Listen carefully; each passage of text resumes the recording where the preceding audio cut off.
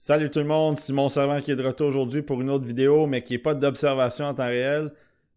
Comme vous avez pu le voir sur la chaîne depuis quelques semaines, il n'y a pas eu de vidéos qui sont sorties. C'est parce que j'avais prévu en fait de faire des vidéos d'observation en temps réel. J'avais prévu de faire Cole Reshney, Benjamin Kendall, Jackson Smith. On en avait discuté il y a de cela quelques semaines. J'aurais pu regarder ces matchs-là, mais c'est tout le montage en fait qui était compliqué. Puis avec mon horaire, mon emploi du temps, j'ai pas eu le temps de faire ça dans les dernières semaines. Bon, pour ceux qui ne le savent pas, à la presse canadienne, je couvre le Rocket de Laval et le CF Montréal. En plus de faire mes shifts de bureau réguliers. Puis le Rocket, ben c'est ça, ils sont en série en ce moment. Le CF Montréal, ça joue. Puis même s'ils ne gagnent pas, on doit les couvrir quand même. Donc ça me demande du temps.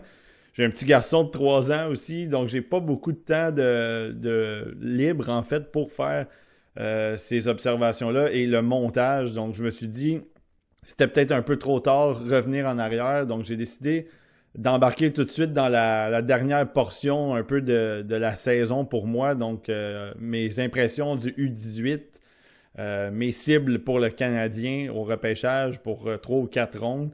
Et ensuite de ça, vous préparez mon top 32 en 3 parties. Donc, je pense que c'était un peu plus adéquat pour moi de ne pas revenir en arrière, puis de tout de suite vous préparer un peu ce que j'ai pour le dernier mois de la saison. Et puis, c'est pas mal ça qu'on va faire aujourd'hui. On va regarder, en fait, on va parler du U18. Je vais vous donner mes impressions, je vais vous donner mes analyses, les joueurs qui ont retenu mon attention, les joueurs qui m'ont déçu, en guillemets, parce qu'il n'y a pas eu tant de déception pour moi dans ce tournoi-là. Les joueurs qui étaient classés haut ou en fait que j'avais un certain rang peut-être plus bas, je pense que ça s'est maintenu dans leur position dans mon classement. Donc je pense que le tournoi en tant que tel n'a pas fait gagner des rangs, beaucoup de rangs à plusieurs personnes. Il n'en a pas fait baisser non plus. Ça a été un très bon tournoi. Ça a été un tournoi que le Canada a gagné contre la Suède en finale. Les États-Unis sont allés chercher une médaille de bronze quand même difficile contre la Slovaquie. Puis ça a été, j'ai regardé pratiquement tous les matchs. J'ai même été obligé de regarder les matchs de la Norvège. L'Allemagne, il y avait 7 ou 8 joueurs qu'on surveillait de l'Allemagne. Donc, il y avait du matériel pour aussi le guide en vue du repêchage de 2025. Donc, c'était vraiment un tournoi qui était quand même intéressant. La Lettonie, moi, je surveillais aussi 2 ou 3 joueurs. Donc, pour moi, ça a été un tournoi qui a été intéressant. Puis, on va commencer rapidement avec le Canada. Canada qui a été le champion encore une fois cette année, une deuxième année de suite comme champion du tournoi. Puis ça a été, j'en avais parlé avec les boys dans notre chat de TSLH. Je trouvais que c'était une équipe qui était bien construite.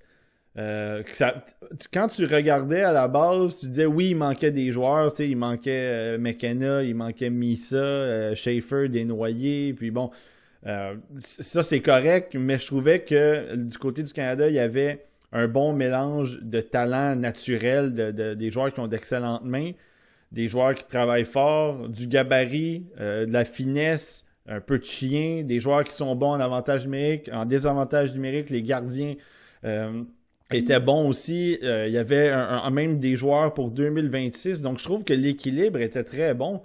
Je pense que ça mettait bien la table pour le tournoi, puis ça mettait bien la table aussi pour les prochains tournois, donc ce qui va arriver pour les 2 prochaines années au championnat mondial des moins de 20 ans, donc championnat mondial de hockey junior.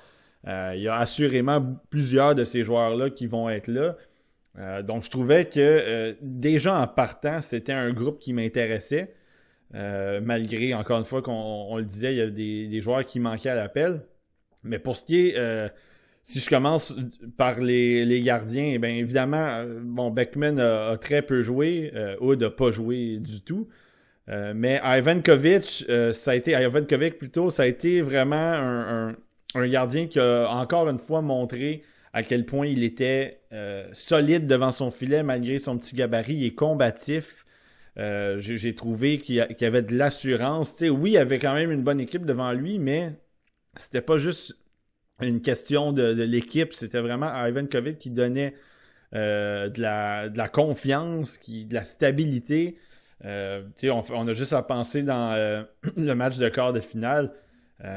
S'il ne fait pas les arrêts, en prolongation. Le Canada est éliminé. Puis même avant ça aussi, la Tchéquie a quand même été un peu dangereuse dans ce match-là. Donc, Ivan Kovic a été excellent pour moi. Puis je pense que ça a été c'était peut-être pas le MVP à proprement dit, parce que je pense que le Canada a été... il y a eu beaucoup de profondeur, puis ils ont bien ressorti les joueurs du Canada, mais pour cette équipe-là, je pense que Ivan Kovic, ça a été le gars qui a vraiment amené le Canada à un autre niveau de par son jeu. Sur les 6 matchs qu'il a joué, une moyenne de un peu plus qu'un but par match, puis un pourcentage d'arrêt de 961. Donc, des statistiques incroyables. Si on parle maintenant des joueurs qui vont se faire repêcher cette année, beaucoup de ces joueurs-là qui ont connu un bon tournoi. Il y a eu des moments où Braden Coots a joué avec Brady Martin. Bon, il y a eu des petits changements de trio ici et là. Martin, qui a même eu un match où il a été expulsé. Mais je trouve que ces deux-là, Brady Martin et Braden Coots, ce sont des joueurs qu'on connaît leur attaque, mais on connaît aussi à quel point ils sont bons sur 200 pieds. Braden Coots un peu plus en finesse, mais quand même un peu de chien. Brady Martin, lui aussi, c'est un petit peu plus de la physicalité. Il est capable d'être un peu plus un joueur, je veux pas dire salaud, parce que là, bon, ça rendrait justice à la pénalité qu'il y a eu, la pénalité majeure, mais plutôt, il joue sur la limite, il est capable de donner de bonnes mises en échec. Puis c'est pas le seul, évidemment, dans ce repêchage-là.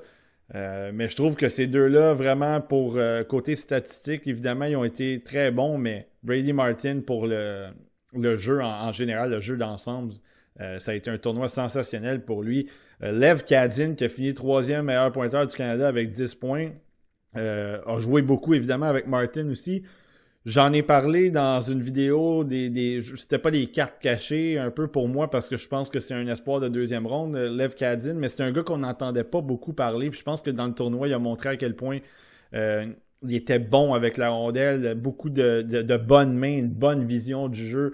Il manipulait les défensives, il n'avait pas peur d'utiliser ses coéquipiers, puis ensuite de ça, les placer, leur donner des passes pour les placer dans des positions dangereuses pour marquer.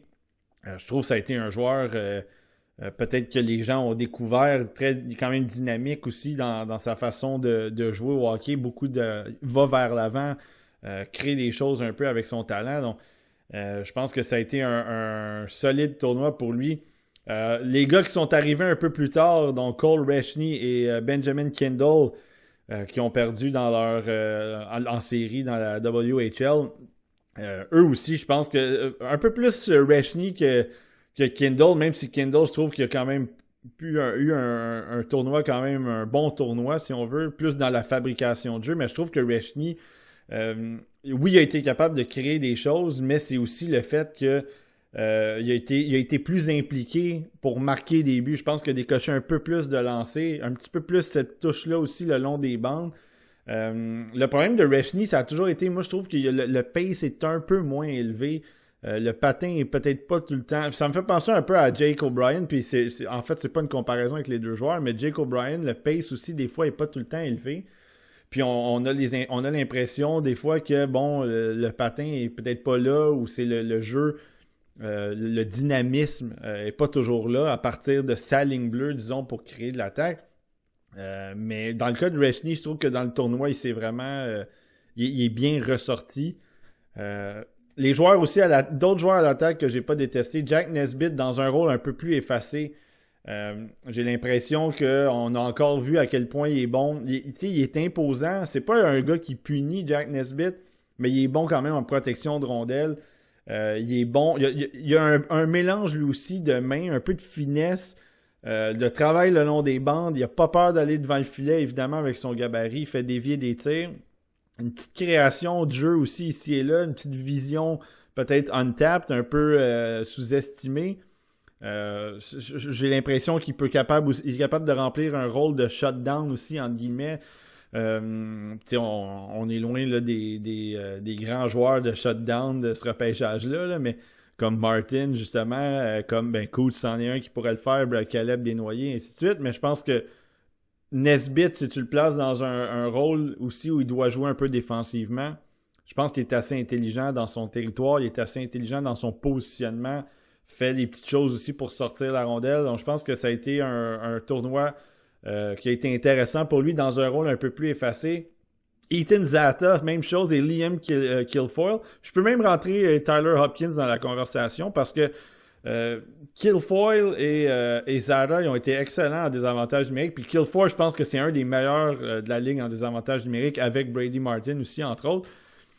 Puis il a vraiment fait de l'excellent travail. Du côté de l'attaquant défensif, je pense que les gars comme ça, les Tyler Hopkins, Liam Kilfoyle, on peut peut-être même rentrer, évidemment, on va rentrer les Brady Martin ou Braden Coos dans la conversation, mais je trouve que ils ont fait du bon travail dans leur rôle. On leur demandait pas nécessairement d'être productifs, on leur donnait un rôle spécifique dans des situations spécifiques.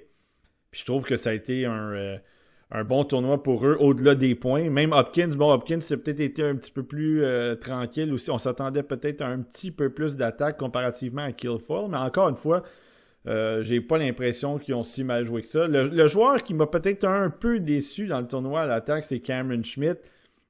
C'est plus le fait que j'ai pas aimé certaines de ses prises de décision avec la rondelle. J'ai l'impression qu'il se cherchait un peu offensivement, puis la meilleure façon qu'il avait trouvé de se sortir un peu de ses problèmes offensifs, c'est de toujours lancer, de toujours garder la rondelle sur la palette. Puis j'ai pas aimé cette facette-là de son jeu, parce que déjà Cameron Schmidt, je pense que c'est pas un grand fabricant de jeu, mais il est quand même capable, dans certaines situations, il est capable de créer des choses, parce qu'il a de bonnes mains, donc il est capable de se défaire d'un défenseur, puis ensuite de ça, de remettre à des coéquipiers. Mais je pense qu'il y a eu des problèmes de vision dans ce tournoi-là, beaucoup de le tunnel vision, là, les œillères un peu. Je pense qu'il a voulu vraiment tirer beaucoup, puis c'est que le problème de Cameron Schmidt, c'est qu'il a un bon lancer, mais il faut qu'il dose où il prend ses lancers, puis comment il prend ses lancers. Parce que là, à un moment donné, je trouvais qu'il forçait les choses. Puis déjà, on le sait, il y a quand même un peu de chien, Schmidt, mais du côté du jeu physique, le long des bandes, il part avec une longueur de moins que les autres, étant donné qu'il mesure genre 5 et 7. Donc ça a été un tournoi plus difficile pour lui. Puis j'ai pas parlé de Matthew Guard parce que je trouve qu'il a quand même eu un tournoi correct, mais il n'a pas ressorti. Mais évidemment, lui, il jouait sur le 4e trio. Donc, avec Nesbitt notamment aussi dans le match de la médaille d'or. Donc, je pense que c'est pas. Il n'y a rien de dramatique de ce côté-là. Du côté des défenseurs, si je parle encore une fois des défenseurs de 2025, avant de parler à 2026, Jackson Smith, moi j'ai trouvé que le côté défensif a quand même... Il s'était amélioré là, dans les derniers mois dans la WHL. On en avait parlé justement, l'arrivée de Charlie Elick avait peut-être un peu stabilisé son jeu. Je pense que ça s'est poursuivi dans ce tournoi-là. Puis moi, ce que j'ai aimé de lui, encore une fois, c'est le côté offensif, c'est la sélection de tir. C'est amener les rondelles au filet, puis pas nécessairement juste défoncer le filet. C'est vraiment placer ces rondelles-là, utiliser les écrans, donner la chance à des coéquipiers de faire dévier les rondelles. Puis dans ce cas-là, il n'y a même pas eu besoin en fait, il y a eu des déviations dans le tournoi, mais en plus d'aller ramasser des buts. Donc, tu sais, il est allé chercher 4 buts. Ça a été très intéressant. Je pense que Beauchesne, du côté un peu plus physique, il a fait du bon travail. Alex Wang, je pense on le sait, c'est un gars qui est mobile, un gars qui a une attaque en lui. Pour relancer l'attaque, pour amener les rondelles à ses coéquipiers pour qu'il y ait des attaques rapides. Je pense qu'il a quand même bien fait dans le tournoi de ce côté-là. Encore une fois, ça n'a pas changé ma vision un peu de lui en tant que tel, mais on peut pas dire, en tout cas moi je trouve que de ce côté-là, on peut pas dire qu'il a été qu'il n'y a pas eu un mauvais, il y a pas eu un bon, il y a eu un bon tournoi, en fait, il n'y a pas eu un mauvais tournoi. C'est ce que je voulais dire. Donc, oui, du côté de Wang, je pense que ça a juste stabilisé peut-être son rang par rapport à ma liste, mais peut-être à la liste d'autres espoirs aussi, d'autres observateurs. Et puis, si on passe maintenant aux joueurs de 2026, parce que le Canada en avait amené quand même plusieurs, qui ont eu des rôles importants, puis qui ont joué beaucoup aussi. Donc, je pense à Ryan Robrick. au début, il était sur le deuxième trio. Bon, là, ça a valsé un petit peu aussi. Il y a eu des moments où j'ai senti que, pas qu'il était nerveux, mais qu'il était un petit peu, parfois, il n'était pas au niveau de certains autres de ses coéquipiers. Mais dans l'ensemble, je l'ai trouvé qu'il a été impliqué à l'attaque. On sait qu'il a un bon lancer. On sait que c'est un gars qui est quand même nord-sud aussi, qui amène ça au filet. La vision, elle est là, même si c'était pas nécessairement ce qui est ressorti. Pour moi, ça a juste été un gars qui a gardé les choses simples dans ce tournoi-là, qui a pas fait de flafla dans son jeu, même si, bon, il était probablement meilleur que beaucoup des joueurs qui affrontaient, que le Canada affrontait. Moi, j'ai l'impression que il a paru moins spectaculaire que qu'est-ce que j'ai remarqué dans la OHL, mais j'ai l'impression que pour ce qu'on lui a demandé avec le Canada, il a répondu aux attentes. Il y a eu un tournoi, un très bon tournoi dans lequel il n'a pas été, il a pas eu l'air à l'écart des autres, il n'a pas eu l'air moins bon que les autres. Juste parfois, peut-être le niveau, j'aurais aimé qu'il arrive au niveau d'un gars comme Brady Martin, justement, à intensité. Braden Coots aussi, dans une certaine manière, parce que Coots est moins physique que Martin, mais il est tenace aussi. Donc, je pense que Rubrick a eu ça aussi à négocier. Les défenseurs pour 2023-2026, ça a été excellent. Xavier Villeneuve, je sais qu'on parle beaucoup de Lane Hudson, puis on lui-même, il dit qu'il copie un peu le style de Lane Hudson. Ça se voit quand il patine, la manière aussi dont il bouge sur la ligne bleue, puis avec la rondelle sur la palette. Je pense qu'il était un peu plus dynamique à partir de sa zone, mais je pense que, évidemment, le niveau de talent, l'agilité en tant que telle, la tromperie, elle est peut-être un petit peu moins là du côté de Xavier Villeneuve. Mais je pense que son tournoi, il a été... c'en est un, lui aussi, qui a créé beaucoup de choses à l'attaque. Quand que l'équipe est installée en avantage numérique ou dans la zone offensive, Villeneuve a été... c'était un peu aussi le chef d'orchestre de tout ça. Puis lui aussi, il a envoyé des rondelles au filet. Il a trouvé des endroits où se positionner. Bon, en finale, justement, il profite d'un revirement, décoche un bon lancer. C'est ce genre d'attaque-là aussi qui a été intéressante. Moi, ce que j'ai... Cette année, quand j'ai regardé l'Armada, je voyais Villeneuve jouer. On voit vraiment le côté offensif, parfois un peu trop. Je trouve que des fois, il s'éparpille un peu sur la glace, puis c'est vraiment de faire attention parce que son rôle premier, c'est un défenseur. Donc, son rôle premier, c'est supposé être défendre, puis il y a des problèmes à ce niveau-là parce qu'aussi, il y a un petit gabarit, mais si tu lui donnes de l'espace, si tu lui donnes le temps de contre-attaquer puis de transporter la rondelle, il a été très dangereux. Puis je pense qu'il y a eu un excellent tournoi Villeneuve. Donc ça, oui, il y a eu des petits problèmes défensifs ici et là, puis ça, c'est bien correct, mais je pense que dans l'ensemble, il s'est très bien sorti d'affaire.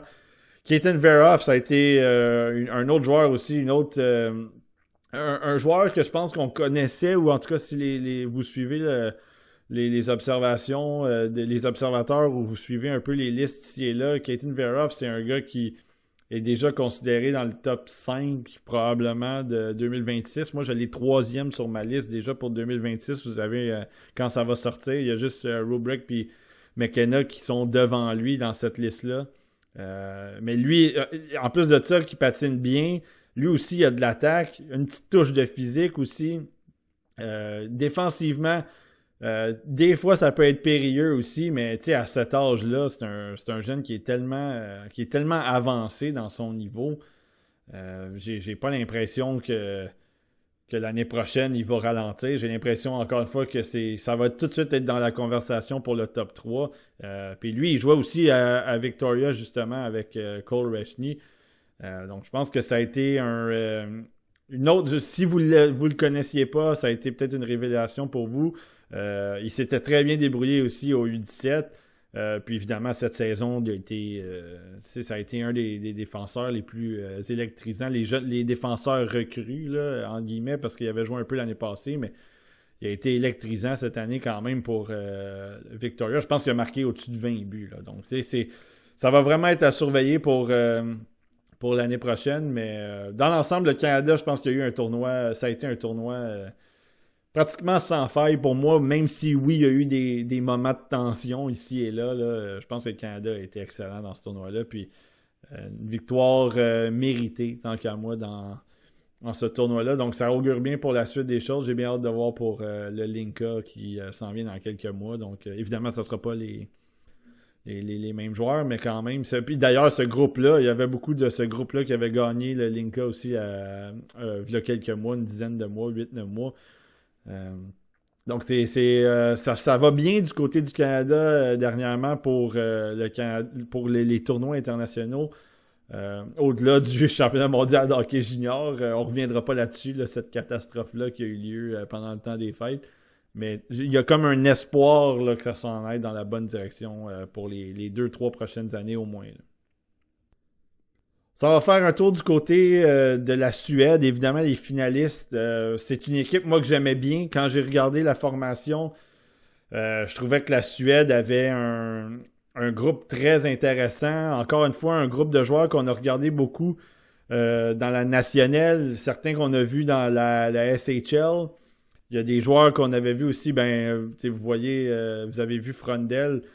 On en a parlé aussi assez abondamment. Lui, il était dans la Allsvenskan avec Eklund notamment, et Eklund qui ne pouvait pas être là parce qu'il était trop vieux. Donc, je pense qu'il y a eu ça a été dommage un peu la finale parce que j'ai pas l'impression que ça a rendu justice. En fait, ça a donné une dernière note difficile un peu à la Suède en vue en fait, pour la finale, pour finir ce tournoi-là, mais j'avais l'impression que le tournoi dans l'ensemble, ils ont réussi à battre les États-Unis.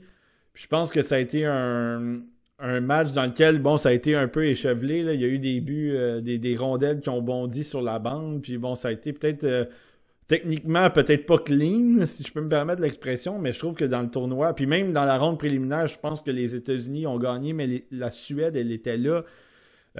J'étais pas surpris de voir que la Suède avait gagné cette demi-finale-là parce que j'ai l'impression que quand ils ont perdu dans la ronde préliminaire, ça s'est joué à très peu de choses. Puis je pense que là, dans leur victoire contre les États-Unis en demi-finale, je pense que c'était le retour du balancier parce qu'ils ont joué du gros hockey. Ils ont traversé la compétition. Évidemment, ils ont battu la Finlande assez aisément. Ils ont battu la Tchéquie assez aisément aussi. Puis là, évidemment, je pense qu'on n'a pas besoin de parler de l'Allemagne et de la Suisse, en tout cas concernant la Suède, parce que ça a été 2 volées. Ce que j'ai aimé de cette formation-là, devant le filet à Arenstam, Arenstam et Gouche, je les ai regardés un petit peu cette année, mais c'était pas vraiment ce qui m'intéressait de leur côté, mais vraiment à l'attaque, je trouvais qu'il y avait beaucoup de potentiel offensif. Il y avait des joueurs très dangereux. Tu sais, des gars, premièrement, aussi, on exclut les gars de 2026 comme Stenberg puis Viggo Bjork qui sont probablement considérés comme des gars dans le top 10. Là. Je trouvais que déjà que la formation en tant que telle, elle était très bien équilibrée aussi côté attaque. Des francs-tireurs, des gars qui sont capables de jouer, encore une fois, dans les deux sens, qui sont physiques le long des bandes. Des gars de finesse. T'sais, un gars comme Philippe Ekberg, qu'on a vu cette année dans la Ligue de l'Ontario avec Ottawa, il avait montré de belles choses. Moi, je pense que c'est un gars que j'avais mis un peu dans ma 3e ronde parce que oui, il y avait c'est sûr que le talent il était là, mais le côté un peu soft, le côté un peu... le hockey nord-américain l'avait rattrapé un petit peu. Après qu'il y ait eu un super beau tournoi aussi au U17. On l'avait vu cette année au Linka Gretzky. On l'a revu en plus de ça au défi Juniora. Il avait quand même pas si mal joué que ça. Mais là, de le voir exploser comme ça avec 18 points, je pense que ça a été surprenant. Mais il les a mérités ces points-là parce qu'il est allé dans les endroits dangereux. Il est allé près du filet. Il s'est positionné, il a trouvé des pochettes, il a été assez intelligent, il a été assez malin pour se détacher de certains défenseurs, certains couvreurs. Il a trouvé des façons de se positionner pour recevoir des passes. Il a été dynamique aussi avec la rondelle. Euh, Tu sais, c'est un gars, encore une fois, c'est ça, c'est de la finesse un peu plus pure, là, avec Berg. C'est pas un gars qui va aller te punir, c'est pas un gars qui est taxant à jouer contre, mais si tu enlèves ton œil dessus lui, c'est là que tu peux te faire prendre, c'est là que tu peux te faire prendre, tu peux te faire brûler, puis tu sais, il en a profité beaucoup dans ce tournoi-là. Euh, Ça s'est bien passé, évidemment. Tu sais, tout au long du tournoi, il a été. Il y a eu beaucoup de points aussi avec son trio, avec Gastrine, puis ainsi de suite. Donc, je pense qu'il y a eu une bonne chimie avec tous ces joueurs-là. Euh, Parlant de bonne chimie aussi, j'ai trouvé que Frondel, Ishvozniak et Stenberg, ça a aussi été un trio très menaçant. Peut-être pas nécessairement, peut-être pas toujours côté points, même si, bon, Stenberg a été vraiment le plus dominant des trois. Euh, mais j'ai l'impression qu'ils ont été aussi en échec avant. Ça a été difficile de jouer contre eux. Ils ont récupéré beaucoup de rondelles. Stenberg, c'est pas le plus gros, mais il a eu un peu de chien dans son jeu. Il a été un petit peu plus tannant dans son plus proche du filet, plus proche du côté des bandes. Donc, j'ai bien aimé son tournoi au-delà des points. Ishvozniak, moi, c'est un gars que je sais que c'est pas tout le monde qui l'aime, puis je comprends que le pace c'est pas toujours élevé, mais c'est un franc-tireur. Je pense qu'il est capable de la mettre dedans. Il y a aussi cette touche physique-là. Il y a une petite. Il y a un petit fabricant de jeu en lui. Il y a un petit peu de jeu, de finesse. C'est le rythme est pas toujours bon. On dirait qu'il est pas toujours impliqué. Ça lui tente pas toujours. Mais je pense qu'il y a eu plus de bons moments que de mauvais moments dans ce tournoi-là. J'ai l'impression qu'il a été un petit peu plus dangereux. Puis là, évidemment, je vais exclure la finale parce que ça a été une catastrophe pour tous les joueurs en finale. Mais ce qui a mené vers la finale, moi, j'ai trouvé ça très intéressant de Ishvozniak. Puis encore une fois, Frondel, j'ai l'impression qu'il y a beaucoup de gens qui ont été déçus de lui. Puis c'est bien correct. Je pense il y en a peut-être certains qui se sont un peu fiés aux points. Je pense qu'il y a juste 3 points, Frondel. Mais au-delà de ça, j'ai trouvé menaçant aussi dans ses lancers, même s'il n'a pas réussi à marquer beaucoup de buts. J'ai quand même trouvé il avait été solide du côté défensif. C'est lui qui a pris des mises en jeu dans le tournoi au centre de ce trio-là avec Stenberg et Ishvozniak. Donc c'était quelque chose qu'il y avait des personnes qui voulaient voir ça de lui. Il s'est quand même bien débrouillé. Bon, en finale, encore une fois, ça a été difficile, mais je trouve que dans l'ensemble, Frondel, on est très. Je trouve qu'on est sévère avec lui. J'ai pas tant détesté son passage, même si les points n'ont pas été là. Gastrine, c'en est un qui était 32e sur ma liste au moment de commencer le tournoi du U18. Il y avait eu des petits mouvements, évidemment, dans ma liste. Puis, je vais pas spoiler. Il y a eu un très bon tournoi aussi, je pense, dans l'ensemble, parce qu'il est bon dans pratiquement toutes les facettes du jeu. Il est capable de jouer de tous les styles, capable de jouer contre n'importe qui, n'importe quand. Si tu as besoin d'avoir un peu de finesse, il est là. Si tu as besoin d'avoir du jeu un peu plus rude, il est là. Si tu as besoin d'avoir un gars en échec avant, je pense qu'il a été, c'est ça, lui aussi, il est capable de faire ça. Défensivement, il ne te coûte pas rien. Bon, à part, c'est ça, comme on dit, à part en finale, ça a été difficile. C'est lui qui a fait la passe à Villeneuve pour justement lancer. Ben, il a fait la passe, il a commis le revirement. Villeneuve a récupéré la rondelle, puis ça a lancé un peu le bal pour le Canada. Mais je trouve que dans l'ensemble, il a été très bon. Klingsel, c'en était un aussi qui avait été très bon au Linka Gretzky. Je trouve que dans un rôle, lui aussi, c'était un peu plus de finesse aussi quand même. Je trouve que c'est bien débrouillé. C'était un trio qui fonctionnait bien avec Gastrine aussi. Personnellement, j'ai pas tant aimé le tournoi de Eddie Yenborg. Je trouve que ça a été tu sais, pour un gars qui est intense, qui est fort en échec avant, qui est tannant avec tout le monde sur la glace, je l'ai trouvé tout simplement pratiquement nuisible à l'occasion. Tu sais, j'ai pas trouvé qu'il créait des choses avec la rondelle. Les jeux mouraient pas mal sur lui. J'ai pas été satisfait vraiment de son tournoi. C'est une déception pour moi. Puis ça, là, c'est au côté point, c'est sûr que c'est décevant, mais je pense que dans l'ensemble, il n'a pas joué vraiment il n'a pas eu le temps d'imposer son style, de jouer son style. Puis de vraiment être même contre les clubs les plus faibles, comme contre la Suisse, où je trouvais qu'il était moins visible. Donc ça n'a pas été un très bon tournoi pour lui en ce qui me concerne. Du côté des défenseurs, moi tous les défenseurs de la Suède, c'est des gars que bon, il y en avait que j'avais pas vu, il y en a que j'ai regardé un petit peu. Il n'y avait rien qui m'impressionnait, c'était vraiment Sacha Boumedienne qui était le joueur à surveiller en ce qui me concerne, parce que lui aussi était tout juste en début de deuxième ronde pour moi, hors de mon top 32.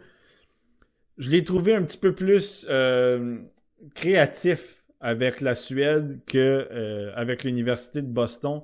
Je trouve qu'on a vu des flashs avec Boumedienne cette année, des flashs de relance, des jeux spectaculaires aussi en transition avec la rondelle. Mais je trouve que là, il a été un petit peu plus inséré à l'attaque. Il a un petit peu moins peur d'utiliser les espaces libres. Il a eu un petit peu moins peur de tenter des jeux un peu plus risqués, mais dans lesquels le talent, puis il y en a du talent, Boumedienne, il est capable d'exécuter ces jeux-là.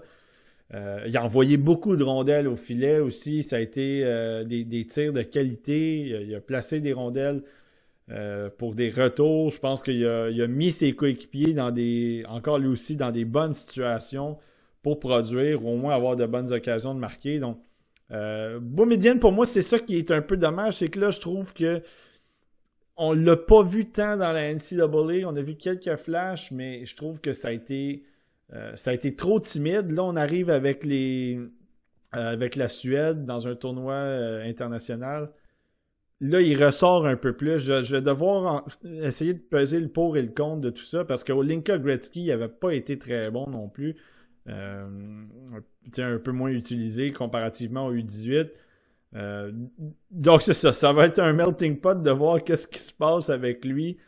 Je pense qu'il a un talent. Il serait capable d'avoir un talent de première ronde. Il serait capable d'être un joueur qui mériterait une première ronde, mais j'ai pas assez vu de constance dans son jeu cette année. Puis là, j'ai l'impression que la situation était un petit peu plus favorable pour lui. Mais dans l'ensemble, c'est que j'aurais aimé qu'il soit un petit peu plus physique. Je trouve que défensivement, il est quand même stable. Il ne se laisse pas trop prendre un bon bâton.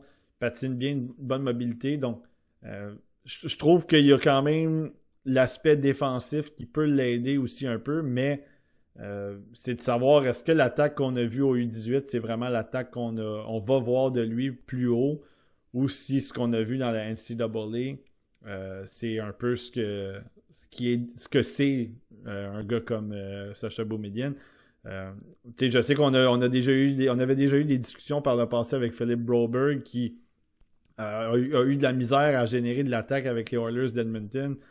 Puis là, maintenant, avec les Blues, ça va un peu mieux, mais c'est ça. C'est qu'il y a un petit peu cette dualité-là, puis c'est vraiment le travail d'observation qui va faire la différence, mais je pense pas qu'il va être dans mon top 32. En tout cas, il y a 31 joueurs qui sont lockés.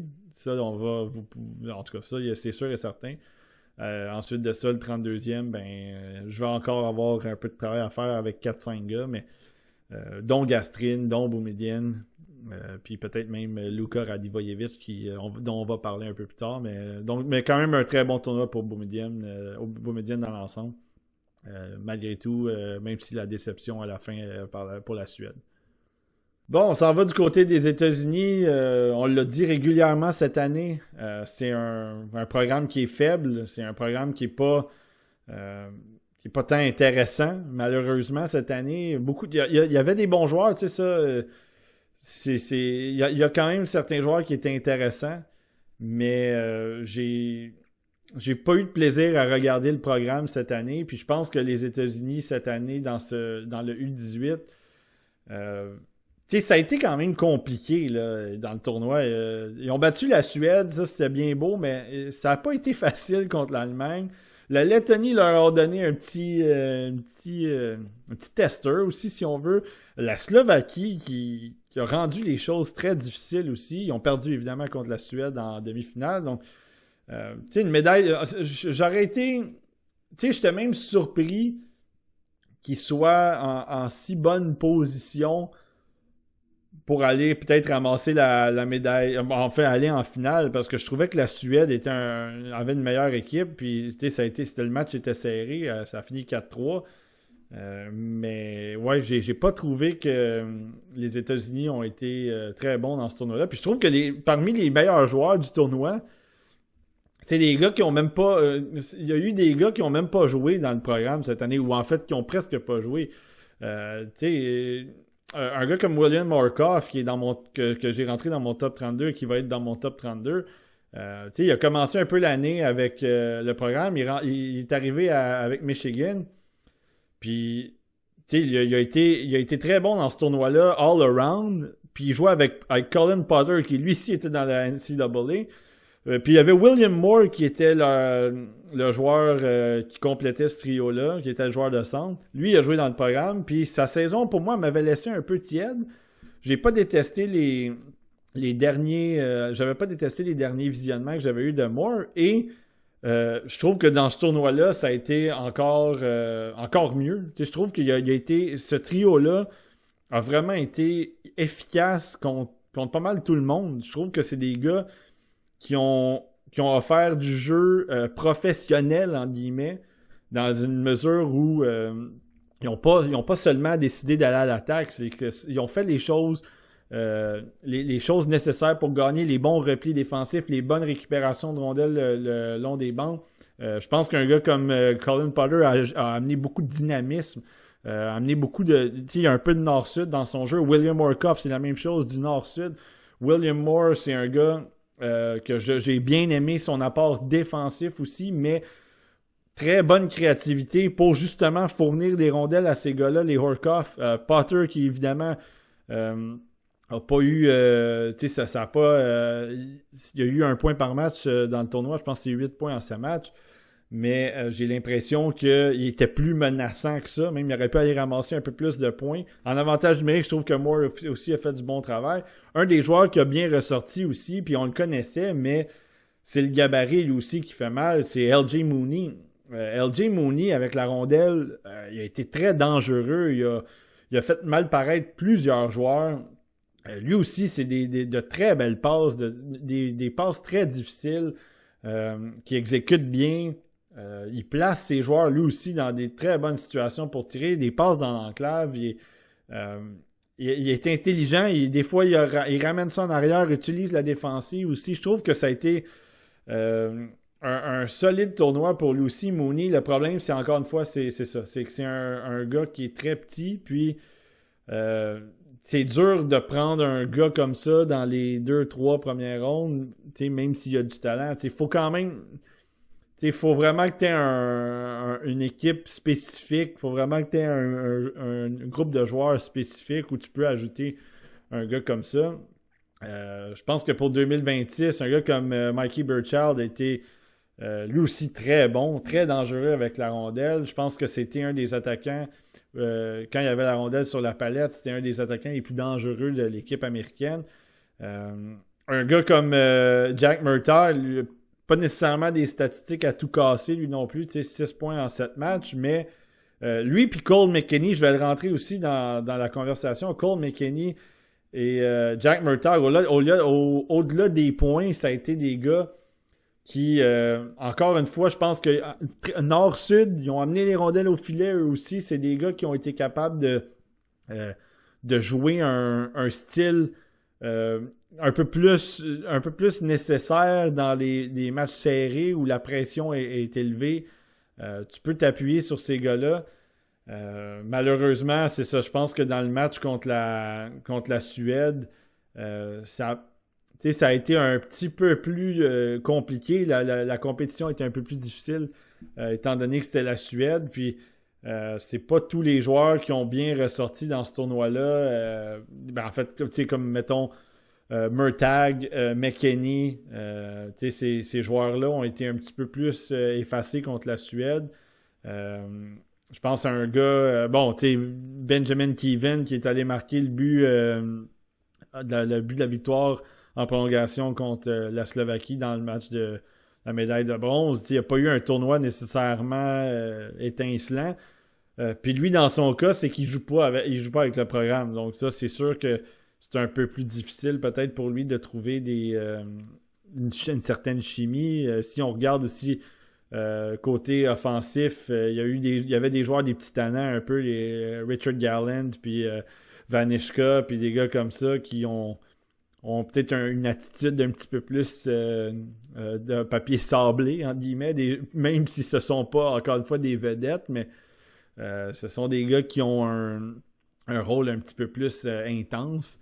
Je pense qu'ils ont quand même bien fait dans ce tournoi-là, mais je trouve que dans l'ensemble, le tournoi pour les attaquants des États-Unis, il y en a quelques-uns qui sont ressortis, mais ça a été un peu drabe quand même. Je trouve qu'il manquait de punch à l'image un peu de ce qu'on a vu dans le programme cette année. Du côté de la défensive, Drew Shaw, évidemment, qui a ressorti un peu du côté des points, mais j'ai pas nécessairement trouvé qu'il y avait eu un tournoi si spectaculaire que ça. Garrett Lindbergh, la même chose. Bracco, il a été quand même impliqué aussi. J'ai l'impression que ces gars-là ont amené un peu d'attaque, ont contribué à l'attaque, mais qui n'ont pas nécessairement connu un tournoi où tu te dis ils ont traversé la compétition. Asher Barnett aussi, ça. Il y a eu de l'attaque ici et là, mais c'était peut-être pas nécessairement des gars qui créaient autant l'attaque que ça. Je pense qu'un gars comme Blake Fiddler aussi, qu'on a vu à Edmonton, il a tenté par moment de s'impliquer dans le jeu, il a tenté par moment de créer des choses, mais c'était pas sur 60 minutes. J'ai l'impression que ça dépendait un peu des moments. Puis je sais pas pourquoi ce groupe-là qui joue ensemble quand même pendant toute l'année, en tout cas plusieurs de ces joueurs-là jouent ensemble pendant toute l'année. J'ai pas senti par moment qu'il y avait de la chimie, j'ai pas senti par moment que ça connectait beaucoup. Oui, il y a eu des matchs où ils ont marqué des buts, mais c'est sûr que la compétition était un petit peu moins bonne. Mais tu sais, contre la Lettonie, je trouvais qu'il y a eu des jeux un peu échevelés, ça s'est pas toujours bien orchestré les attaques. Contre l'Allemagne aussi, même contre la Slovaquie, on a senti, évidemment, c'est le match de la médaille d'or, mais il était un peu désintéressé, l'intensité n'était pas tout le temps là, donc ça a été une cuvée qui m'a pas vraiment fait plaisir pour le repêchage. Un peu de déception pour Charlie Treataway. C'est un gars que j'avais top 10 en juin. Il n'a fait que chuter depuis ce temps-là. Puis, pour un joueur qui a autant de qualité offensive, qui est tellement bon overall avec la rondelle, j'ai trouvé qu'il a été un non-facteur dans le tournoi, malheureusement. Très peu de choses qui se sont créées avec lui sur la glace. Très peu d'insertion dans le jeu. Il n'a pas été menaçant dans ses lancers. Pour un joueur, justement, qu'on voyait l'année passée dans le programme du U17, qui produisait beaucoup, qui a fait même une petite... qui est allé jouer un petit peu... qui jouait contre des clubs de la USHL, de la NCAA, puis ça paraissait bien. Là, ensuite de ça, il va au U17 l'année passée. C'est un des meilleurs joueurs du tournoi, carrément. Puis là, on voit que ça sort pas du tout. Je suis très, très déçu de Treataway de toute sa saison. Puis ça me fait... C'est pas sans rappeler des gars comme Cameron Allen, qu'on voyait très haut, puis que finalement, ça a jamais... en défensive, ça n'a jamais pan out, en tout cas pendant leur saison de repêchage. Donc, c'est malheureux, mais j'ai encore une confiance en lui, peut-être pour fin de deuxième ronde, mais évidemment, il est même pas proche de mon top 32. On n'est vraiment pas là dans son cas. Je passe du côté de la Slovaquie. La Slovaquie, je pense que ça a été une belle surprise cette année parce qu'il y avait encore une fois... C'était des joueurs aussi qui étaient intéressants pour des jeunes joueurs qui étaient intéressants aussi pour le repêchage de 2026. Donc, il y a eu vraiment un effet d'entraînement avec les joueurs C'était des joueurs de 2025 pour le repêchage de 2025, mais il y a eu aussi un effet d'entraînement avec les jeunes, même pour 2026. Shrenko, c'est un gars pour 2026. Je trouve que il y a eu un excellent tournoi. Adam Nemec, même chose. Ça a été un... Tu sais, je parle pour, mettons, l'équipe de la Slovaquie en tant que tel. Shrenko a été très dangereux avec la rondelle, décoché beaucoup de bons lancers. Un autre qui se positionnait dans l'enclave, près du haut des cercles, près du filet. Puis ça a été un joueur qui a été... tu sais, je pense qu'on l'a ressorti beaucoup dans le tournoi, j'ai l'impression, du côté de la Slovaquie. Puis bien évidemment, Adam Nemec, on en parlait il y a quelques instants, ça c'est un gars lui aussi pour 2026. Donc tu sais, il y a eu un tournoi, au-delà des points, je trouve qu'il a créé beaucoup de choses à l'attaque aussi. Je trouve qu'il a été très impliqué offensivement dans la création offensive. Puis là, ben, tu ajoutes à ça des gars pour 2025 comme Jan Chauvin qui a connu un très bon tournoi quand même, qu'on a surveillé, que moi j'avais surveillé un petit peu par le passé aussi, quand il avait fait partie du Linka, la Coupe Linka Gretzky de cet été, mais l'été dernier aussi. On l'a même vu cette année au championnat mondial de hockey junior. Donc, tu sais, c'est un gars qu'on voit beaucoup dans les tournois. L'attaque cette année n'avait pas tant ressorti du côté de la Saria en Finlande. Mais bon, tu sais, c'était peut-être un joueur qu'on se disait, bon, peut-être 4e, 5e tour. Est-ce qu'il a réussi à gagner des points? Parce que c'est un gros gabarit. Chauvin, il travaille fort quand même aussi. Il a une bon contrôle de rondelle. Il est quand même un fabricant de jeu intéressant, mais il a réussi à produire avec des buts. Il a réussi à marquer des buts, des buts importants aussi dans le tournoi. Donc je trouve que Chauvin, ça a été une révélation peut-être pour certains dans ce tournoi, ou peut-être même pour moi aussi dans une certaine mesure, parce qu'on n'avait pas de temps. Moi, je l'avais pas de temps apprécié non plus du côté de la Saria. Donc, tu sais, ça a été bien de le voir aller. Luka Radivojevic, dont je parlais il y a quelques minutes, c'est un défenseur assez dynamique lui aussi. Un défenseur qui a de l'attaque en lui, qui n'a pas peur d'utiliser les passes transversales en avantage numérique, qui n'a pas peur d'utiliser son lancer non plus.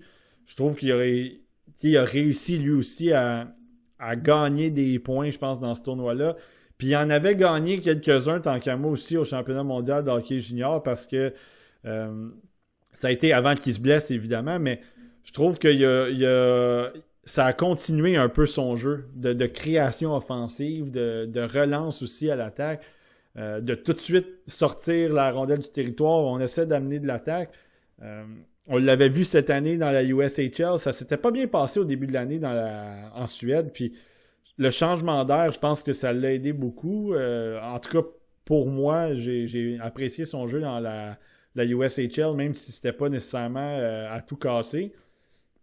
Mais ça fait quelques fois là, qu'on le voit dans les tournois. On l'avait vu l'année passée au Linka Gretzky.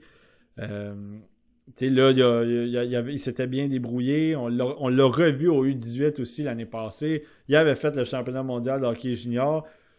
Encore une fois, le doublon cette année aussi, championnat mondial de hockey junior et U18. Donc, je pense que c'est un défenseur qui est mobile, caractère offensif, qui a de l'attaque en lui, même si ça va pas être un gros producteur de points dans la Ligue nationale s'il se rend là un jour, parce qu'il y a un petit gabarit, mais je pense qu'il y a une capacité à piloter un peu un deuxième avantage numérique, il y a une capacité à amener de l'attaque à 5 contre 5, à être dangereux. Donc, je pense que la Slovaquie, ça a été un groupe dans lequel il a réussi à se distinguer un peu, tant qu'à moi, pour ce repêchage-là.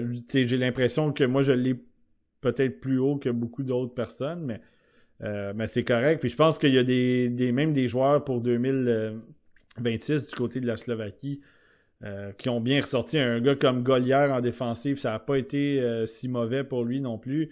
Même si vous avez vu Timothy Kazda un match, je ne sais pas si vous l'avez regardé, mais Kazda, c'est un gars pour 2027 même. Donc, il a joué contre les États-Unis, ramasse 2 points. Donc, ça a été un tournoi dans lequel la Slovaquie a montré qu'il y avait peut-être un petit roulement aussi pour la suite. des choses, puis dans lequel, avec une équipe qui pourrait, encore une fois, être dangereuse en tout cas difficile à battre, en tout cas dans les tournois internationaux comme le championnat mondial de hockey junior ou même, encore une fois, le U18 cette année. Donc, à suivre pour eux. Du côté de la Finlande, ça a été pour moi, ça n'a pas été c'est une équipe qui, à toutes les fois, j'ai l'impression que c'est difficile à les aimer. C'est difficile à suivre, cette équipe-là. Très peu de joueurs. J'ai des joueurs que j'ai surveillés cette année, mais très peu de joueurs que je regarde puis que je me dis ils me font tomber en bas de ma chaise. Les joueurs que moi j'avais surveillés cette année, c'est les joueurs qui ont fini en tout cas à l'attaque. C'est les joueurs qui ont fini au sommet des pointeurs de l'équipe. Donc, Sommer, Vuori, Westergaard, Orpana. Je les ai regardés un peu cette année. Il n'y avait rien qui me sautait dans les yeux de leur part. C'est des gars qui... il y a une petite touche de playmaking, il y a une petite touche de finesse. C'est des gars... Orpana un peu plus peut-être un gars two-way. Sommer, Vuori puis Westergaard, c'est des gars que je trouve un peu plus offensifs. Il n'y avait vraiment rien qui me ressortait du côté de la Finlande. Il y a même des joueurs que j'avais surveillés à l'attaque cette année qui ont... Ate Yoki, ça a été un tournoi extrêmement difficile pour lui. Je l'attendais, je voulais voir ce qui allait se passer avec lui, puis ça n'a pas été un très bon tournoi. Parssinen, ça a été un tournoi difficile aussi. Donc bref, il n'y a pas eu de choses vraiment à retenir à l'attaque pour cette équipe-là. C'est le côté défensif, je trouve, qui peut-être été un petit peu plus intéressant. J'ai l'impression que un gars comme Boelius, que j'ai quand même surveillé beaucoup cette année, qui a été utilisé beaucoup. C'était vraiment leur meilleur joueur. Il a joué dans la Liga quelques matchs cette année. C'était leur meilleur défenseur, puis il a été utilisé beaucoup. Malheureusement, il n'a pas été capable d'alimenter cette attaque-là beaucoup.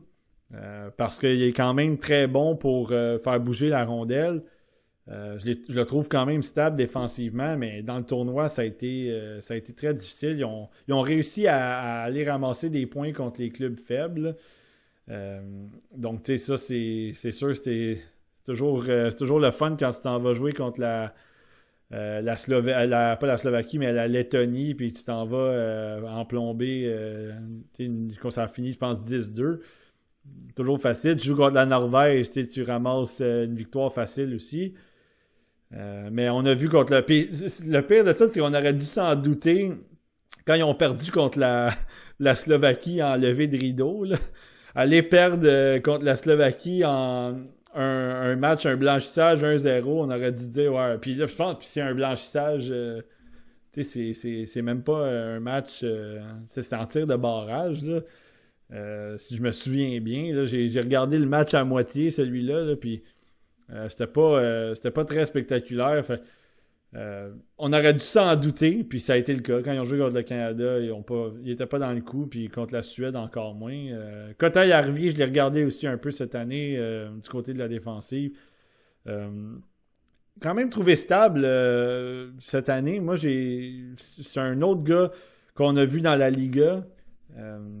À surveiller pour la suite des choses avec lui parce que ça pourrait être une sélection un peu plus tardive. Il a quand même un bon gabarit. J'ai l'impression que du côté de la stabilité, l'intelligence défensive, le fait qu'il est capable de... C'est un défenseur qui patine très bien aussi, de reculons aussi. Donc ouais, j'ai hâte de voir sa progression puis où il va sortir parce que ça pourrait être un choix intéressant, 4e, 5e ronde. Je parlais de la Lettonie, justement. La Lettonie, je vais parler rapidement des 2 joueurs que je surveillais. En fait, il y a 3 joueurs que je surveillais, mais il y en a 2 en tant que tels qui ressortaient un petit peu plus à mes yeux. Puis le premier, c'est Olivers Murnieks. Murnieks, lui, c'est un gars qu'on a vu dans la USHL cette année. On l'a vu avec Sioux City. Puis il a produit quand même pas mal pour un jeune de 16 ans qui en était à ses premiers pas en Amérique du Nord. Je l'ai trouvé vraiment intéressant. C'est un joueur que j'ai rapidement inséré dans mon top 15 pour 2026 parce que le gabarit est là, les mains sont là, il est capable d'amener cette touche physique-là aussi, il n'est pas intimidé par qui que ce soit. Il est capable de prendre une équipe, un peu une attaque sur ses épaules. Tu sais, la Lettonie, c'est pas un gros club, puis il a vraiment fait ça. Il a vraiment été le fer de lance offensif, tant qu'à moi, dans cette équipe-là. Puis, je trouve que ça a été un bon tournoi pour lui. L'autre joueur que je surveillais, c'était Martins Clockans. Clockans, c'est un autre joueur de 16 ans, lui aussi. Lui, il joue dans la North American Hockey League, donc je ne l'avais pas regardé. Je ne l'ai pas regardé cette année dans la North American Hockey League. Je ne sais pas si avec Sport Contract, on a les matchs de la North American Hockey League, mais je l'avais regardé l'année passée au U18 et on l'a vu cette année aussi au championnat mondial des moins de 20 ans, donc championnat mondial de hockey junior avec la Lettonie. Puis, je trouvais qu'il avait quand même ressorti un peu. Donc, je voulais le voir un peu plus attentivement avec la Lettonie au U18 cette année. Ça a quand même été pas si pire, mais je pense que tu vois qu'il y a quand même une bonne coche, mettons, entre Murnieks puis lui.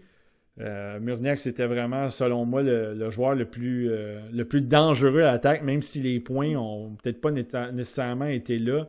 Je trouve que Clockans, il y a vraiment un écart entre lui et Murnieks. Puis le seul autre gars que j'avais un petit peu regardé l'année passée aussi, c'est Serkins qui a fini au sommet des pointeurs de l'équipe. Plus petit gabarit, évidemment.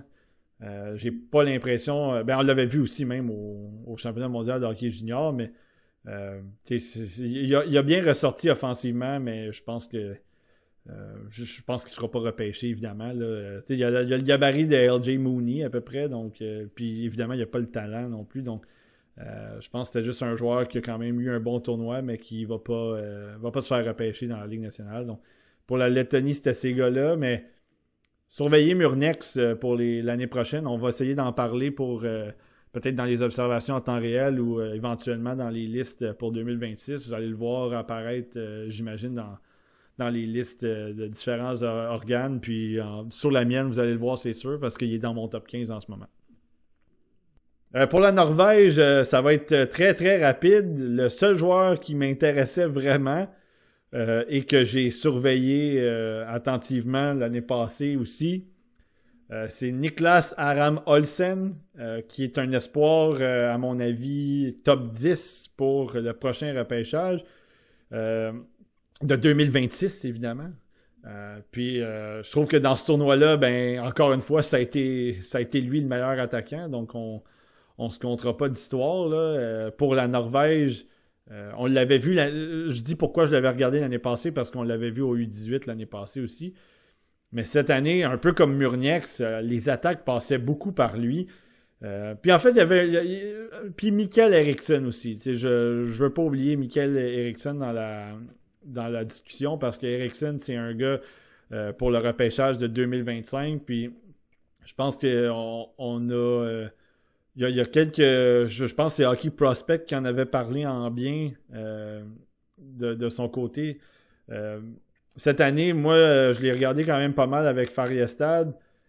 Puis pas mal, c'est pas 30 fois, là, mais je l'ai regardé quand même quelques fois parce que il jouait contre d'autres équipes qu'on surveillait, évidemment, dans la nationale. Puis il a été vraiment solide à l'attaque. Beaucoup de créativité, un bon lancer aussi. Je pense que c'est un joueur qui avait pas nécessairement beaucoup d'appui en attaque aussi là-bas, à part son coéquipier Strame Vatne, mais qui est un Norvégien aussi d'ailleurs. Mais je pense que du côté du tournoi en tant que tel, Eriksson et Aram Olsen, ça a été les deux joueurs avec qui l'attaque de la Norvège passait. Puis malheureusement, ça reste la Norvège. Donc c'est difficile de ressortir du lot dans ces moments-là. Puis ils n'ont pas été capables de transporter cette équipe-là pour plus que la relégation, là.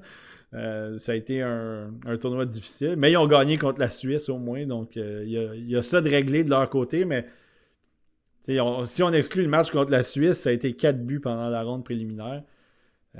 Puis ils en ont accordé peut-être une trentaine à peu près. Là. Donc ça a été un tournoi difficile, mais Aram Olsen, surveillez-le aussi parce que beaucoup de talent lui aussi. Un joueur qui, quand il a la rondelle sur sa palette, c'est très difficile de le contenir. C'est un peu un attaquant de puissance. Solide lancé aussi. C'est un tireur. Il décoche beaucoup de lancers. C'est un gars qui finit les jeux. Donc, top 10 peut-être pour moi, en tout cas pour 2026. L'Allemagne, c'est la dernière équipe vraiment, l'Allemagne. Bon, la Tchéquie avait quelques joueurs aussi, mais l'Allemagne, on parlait tantôt qu'il y avait beaucoup de joueurs qu'on surveillait de l'Allemagne. Ben, c'est vrai parce que il y avait des joueurs qui on a regardé toute l'année, puis il y en avait même dans la LHJMQ. Carlos Handel a joué dans la LHJMQ. David Lewandowski, que moi j'aime beaucoup, qui est dans la WHL, on l'a vu. Maxime Schaefer, on l'avait vu au tournoi au U18, pas au U18, mais au championnat mondial de hockey junior. Lui aussi a bien ressorti dans le tournoi. Elias Schneider, évidemment, qu'on regardait aussi parce que lui, il jouait en Allemagne, il jouait dans la DEL. En fait, il a joué dans la DEL. Des matchs dans la DEL, ça a été un tournoi très intéressant pour lui. Ça a été un des fers de lance offensifs. C'est lui, vraiment, la rondelle était sur sa palette, il créait des choses.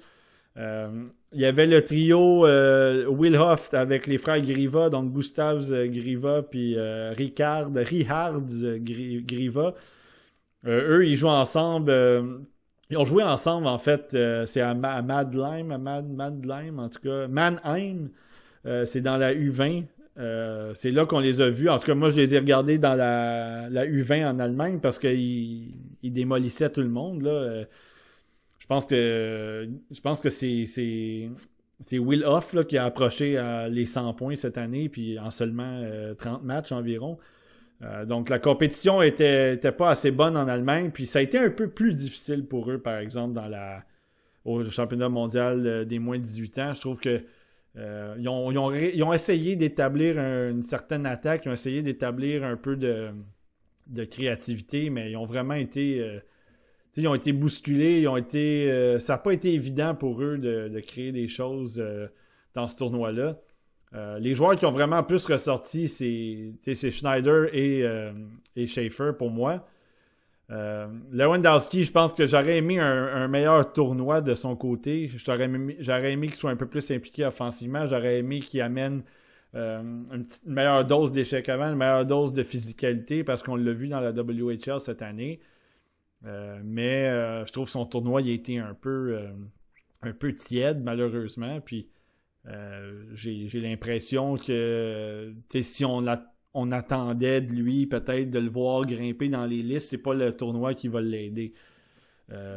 Carlos Handel, bon c'est ça, lui il s'est blessé, ça a été malheureux, 4 points en 4 matchs, puis c'était un des défenseurs qui activait le plus le jeu du côté de l'Allemagne. Donc ça a été un tournoi qui a été quand même intéressant pour lui, puis avec raison, parce que c'est un gars qui avait quand même bien ressorti aussi, si vous vous souvenez, au championnat mondial de hockey junior il y a quelques mois. Donc, même si, évidemment, l'Allemagne, c'est pas une grosse puissance. Donc, pas mauvais cette année dans la Ligue de hockey junior majeur du Québec. En fait, la Ligue de hockey maritime Québec. Mais ça a été un tournoi quand même un peu tiède pour l'Allemagne en général, même si on regardait beaucoup de gars. Mais ça augure bien, je pense, pour la suite, puis peut-être justement pour l'année prochaine au mondial junior. Donc, je poursuis avec la Tchéquie. La Tchéquie qui a eu un parcours assez difficile en ronde préliminaire, mais qui ont donné quand même une très bonne opposition au Canada dans le match de quart de finale. Ça a pris une prolongation. Vous l'avez vu, le Canada qui a gagné, mais il y avait quand même plusieurs joueurs à surveiller dans cette équipe-là. Je ne sais pas si c'est peut-être bon signe pour la suite des choses, peut-être pour les prochains tournois, le championnat mondial de hockey junior, mais il y avait quand même quelques joueurs qu'on surveillait, ou en fait que moi je surveillais pour la Tchéquie. Puis le premier, évidemment, c'était Radim Mertka, le défenseur, qui probablement le meilleur joueur tchèque, celui qu'on surveillait le plus cette année, qui est classé première ronde. Il y en a qui l'ont dans le top 10 même, un défenseur qui... Je pense qu'il y a eu un bon tournoi dans l'ensemble. La Tchéquie, c'est pas une équipe qui est si dominante que ça, mais il a réussi à s'imposer physiquement, s'imposer en défensive. Bon positionnement, il a été quand même physique le long des bandes, près de son filet. Capable d'amener cette attaque-là aussi, on en a parlé un peu pendant la saison. On voyait un peu du Silaïev en lui, dans le sens que c'est un gros défenseur qui est mobile, qui est capable d'amener les rondelles à un lancer des poignets, un bon lancer des poignets, qui est capable d'amener la rondelle au filet.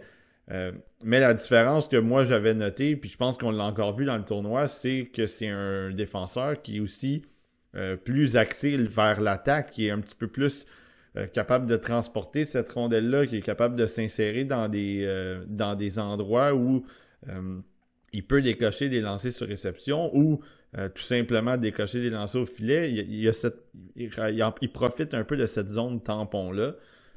Donc je pense que Mertka, dans ce tournoi-là, est-ce qu'il a gagné des points? Je ne sais pas s'il a gagné des points, mais il n'en a assurément pas perdu pour moi. Je pense qu'il y a eu un tournoi assez solide. Il y avait d'autres joueurs, évidemment, qu'on regardait aussi pour le repêchage de 2025. Adam Benac, c'en était un qui fait partie du lot.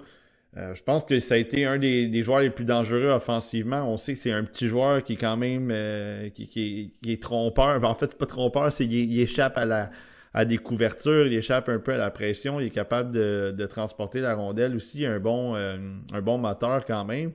Mais c'est sûr que c'est le côté physique qui est là un petit peu plus compliqué du côté de Benac, mais dans le tournoi, je pense qu'il a quand même réussi à bien ressortir. Il y a beaucoup de gens qui le voient comme un choix de deuxième ronde. C'est un peu dans la même... si on parlait d'LJ Mooney aussi tantôt, mais c'est ça, c'est Mooney, c'est un gars comme ça qui, plus petit gabarit, qui a des mains, qui a des habiletés, mais ça va être difficile peut-être de l'encadrer, de le voir passer à l'autre niveau dans la Ligue nationale. Puis Benac, c'est un peu comme ça, c'est le plafond est quand même bon, est quand même élevé. Il a bien fini la saison aussi dans la USHL.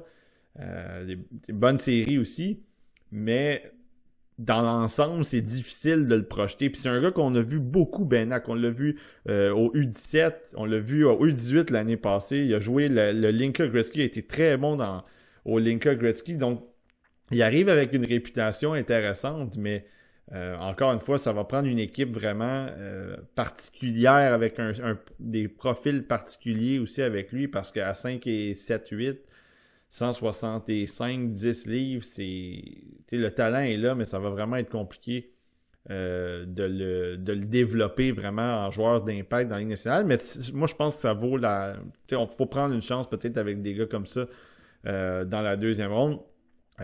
Puis un gars comme Matej Pekash, qui est lui aussi un joueur de finesse, qui n'est pas un gros gabarit. Je pense que son tournoi a été en dents de scie un petit peu. On l'a moins vu un peu à l'attaque qu'un gars comme Benac, évidemment. Puis j'ai un peu la même lecture aussi de Poletine, que moi je détestais pas. Lui, un plus gros gabarit, un peu plus capable d'aller dans le trafic, un peu plus capable de jouer un style professionnel. Malheureusement, dans le tournoi, ça a été un peu tranquille lui aussi de son côté.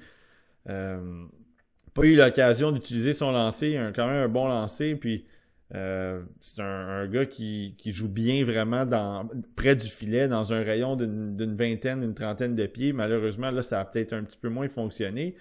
Puis on l'a vu dans la Liga cette année, quand même, il s'était bien débrouillé par rapport au temps de jeu qu'il y avait avec les coéquipiers qu'il y avait aussi dans la Liga. Donc ça a été deux joueurs qui ont peut-être été un petit peu plus tranquilles dans ce tournoi-là. Du côté des joueurs un peu plus rugueux, un peu plus... encore une fois professionnels aussi, qui sont un petit peu moins faciles à jouer, à affronter. Wojtek Sihar, c'en est un. Lui, 6 pieds 1, 190 livres aussi, on en a parlé dans des podcasts. Seb en avait parlé, je pense, dans ses cibles, ou en fait des cartes cachées qui n'étaient pas dans le top 32. On en a discuté aussi un petit peu, je pense, dans la première ronde, le premier classement, la ronde préliminaire, le classement préliminaire, en fait. C'était un gars d'énergie, c'était un gars qui avait cette capacité-là d'aller en échec avant, aller déranger devant le filet. Il l'a fait cette année en Tchéquie. Il a joué toute la saison en Tchéquie, la ligue professionnelle là-bas, l'Extraliga. Puis c'est bien débrouillé. Donc, encore une fois, plus un style de joueur qui... C'est pas nécessairement les habiletés pures qui vient le rendre intéressant, c'est plus le package au complet.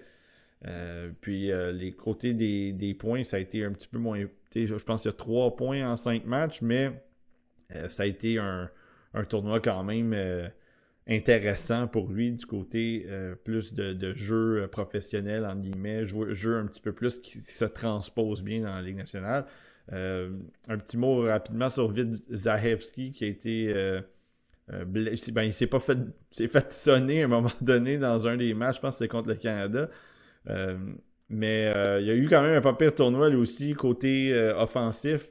4 buts en 5 matchs, un petit peu plus dangereux du côté près du filet lui aussi. Il a réussi à se trouver des endroits, finit ses actions au filet, finit ses actions dans l'enclave, même si c'est pas nécessairement un gros gabarit. On l'a pas... je l'ai regardé un petit peu cette année avec les Blazers parce qu'on surveillait Nathan Bain. Puis ça a été une saison un peu plus difficile pour lui dans la WHL. Puis en fait, c'est un peu comme l'équipe aussi. Je pense qu'il y a des joueurs qui ont perdu des plumes en cours de route. Nathan Bain, c'en est un. Donc je pense que ça a été du côté de Zajewski un tournoi quand même respectable pour lui.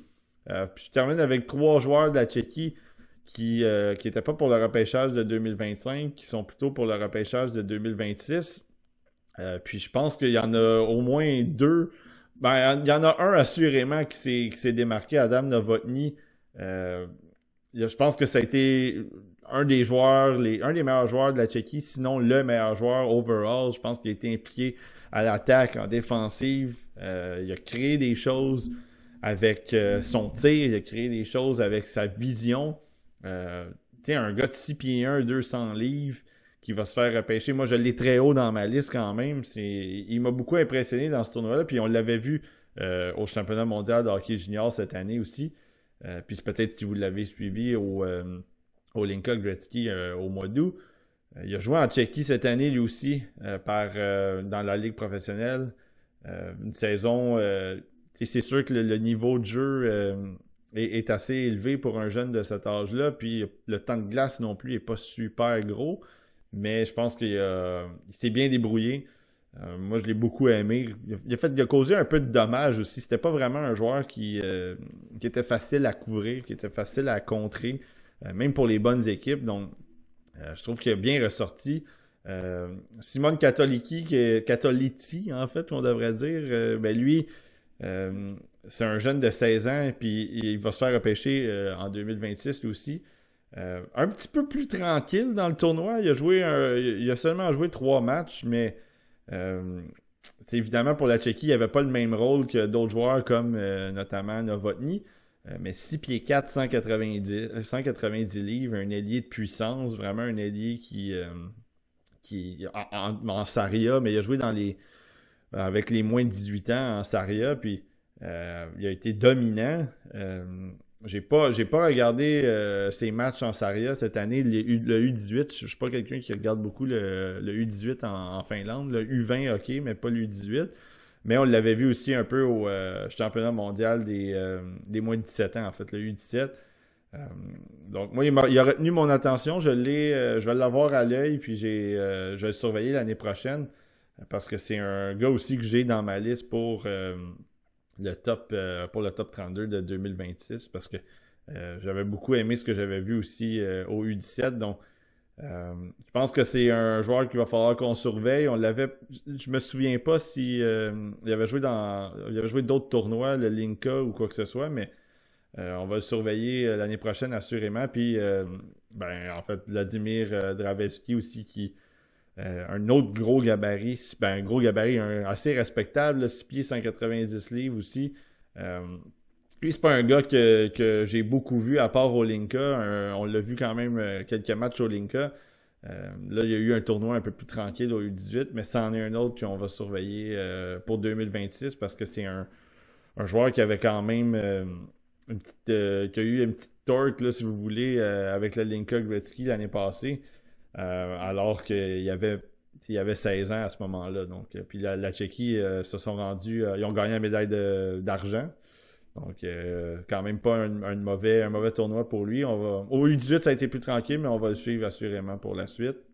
Et je termine avec la Suisse. En fait, la Suisse, ça va être très rapide parce qu'il y avait juste un joueur que je surveillais. Puis c'est même pas un joueur pour le repêchage de 2025. C'est Jona Nernschwander. Peut-être que vous avez entendu parler de lui aussi au championnat mondial de hockey junior. Il avait joué quelques matchs.